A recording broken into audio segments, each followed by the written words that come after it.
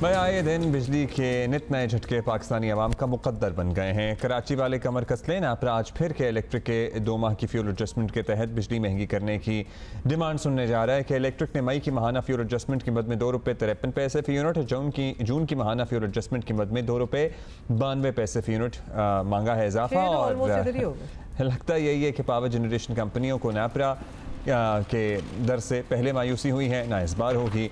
नापरा regulatory body है, लेकिन देखा यही गया है कि ये बॉडी सार्फिन के हकूक़ के तहफ़्फ़ुज़ के बजाय आमतौर पर पावर जनरेशन कंपनियों की तरफ ही खड़ी नज़र आती है। अब ऐसा लगता है कि नापरा हुक्काम का काम पावर जनरेशन कंपनियों की डिमांड्स पर बस मोहर लगाना है। या आम आदमी के जहन में सर्टनली तासुर ज़रूर अब बन गया है। तो लिहाजा कराची के अवाम ख़ास तौर पर बस दिल पकड़ लें अपना, क्योंकि बिजली के नए बिलों में नया झटका आपका मुंतज़र है। और एक तासुर ये भी है कि अवाम पहले ही महंगी बिजली के हाथों तंग है। ऐसे में नेपरा मुमकिन है कुछ मुज़ाहमत करे, मगर इसकी उम्मीद ना रखें। आई वुड से कि क्या फॉल्स होप आप रखेंगे। नेपरा जो है वो अगर आज के इलेक्ट्रिक की ये डिमांड पूरी कर देता है तो कराची वालों पर 10 अरब रुपए से ज़्यादा का बोझ पड़ेगा।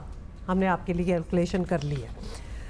अच्छा जी, नुमाइंदा जियो न्यूज़ हमारे साथी अशरफ मलकम हमें ज्वाइन कर रहे हैं। बताइएगा, अब ये जो ताज़ी एडजस्टमेंट मांगी जा रही है, एक बार फ्यूल एडजस्टमेंट की फिर से फ्यूल एडजस्टमेंट की समाअत करने जा रहे हैं, जिसके नतीजे में बिल और बढ़ सकते हैं। फ्यूल एडजस्टमेंट का कानून कायदा है क्या? मतलब किस तरह अवॉर्ड की जाती है फ्यूल एडजस्टमेंट? हर महीने की अलग होती है, फिर क्वार्टरली अलग होती है? ज़रा समझा दें। जब भी कोई बिजली का कारखाना लगाता है, वापडा वाले हों, सरकारी कंपनी हो, या कोई प्राइवेट कंपनी हो, जब बिजली का कारखाना लगाते हैं वो नेपरा के पास अपना टैरिफ तय करवाने के लिए दरख्वास्त लेके जाते हैं कि हमने ये एक यूनिट लगाया या आज एक प्रोजेक्ट खड़ा किया, इतना हमारा इस पर खर्चा है, लिहाजा इसके हिसाब से आप हमारा टैरिफ तय करो। This is the point.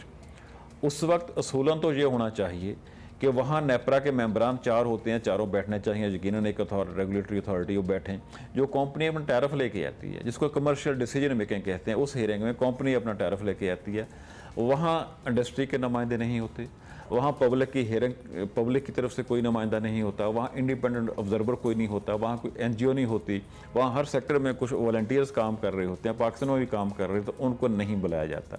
बंद कमरे में एक दरख्वास्त होती है, मेंबर्स बैठते हैं नेपरा के चारों सूबों से एक उनका चेयरमैन बैठता है, कंपनी की बात सुनते हैं, उनको टैरिफ दे देते हैं कि इतना टैरिफ होगा। This is the big issue कि वो टैरिफ कैसे तय होता है, उसमें इंडिपेंडेंट ऑब्जर्वर्स क्यों नहीं बैठते, ये एक इशू बैठता है।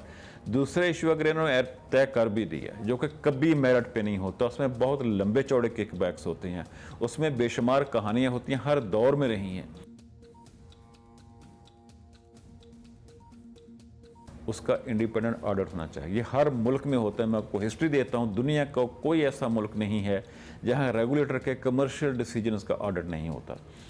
उसमें नेपरा का एक, उसने जब इनका ऑडिट करने की बात की गई कमर्शियल डिसीजंस का, जो पब्लिक अकाउंट्स कमेटी हमारा सबसे बड़ा इदारा है, उसका जब ऑडिट की उन्होंने फैसला किया हमने नेपरा का ऑडिट करना है, नेपरा ने जाके कोर्ट से स्टे ले लिया कि आप हमारा ऑडिट नहीं कर सकते, वो स्टे चल रहा है। लिहाजा वो इदारा, वो रेगुलेटरी अथॉरिटी जिसका नाम नेपरा है, जो करोड़ों अवाम के एक रेट फिक्स करके उनसे वसूलियाँ करता है बिजली के बिलों के ज़रिए, उसका ऑडिट नहीं हो सकता कि आपका जो डिसीजन था टैरिफ फिक्स करने वाला वो ऑन मेरिट था या ऑन मेरिट नहीं था। मेंबर्स कैसे अपॉइंट होते हैं? कंपनीज के नुमाइंदे यहाँ मेंबर्स लगे। अफसोस की बात यह है कि नेपरा का तारुफ जो है वो एक रेगुलेटरी बॉडी के तौर पर है और ये रेगुलेशन है। This is मतलब there is no independent body, somebody regulator to look into it कि भाई जो डिमांड की जा रही है वो लेजिट है, वो सही है, वो ऑनेस्ट है।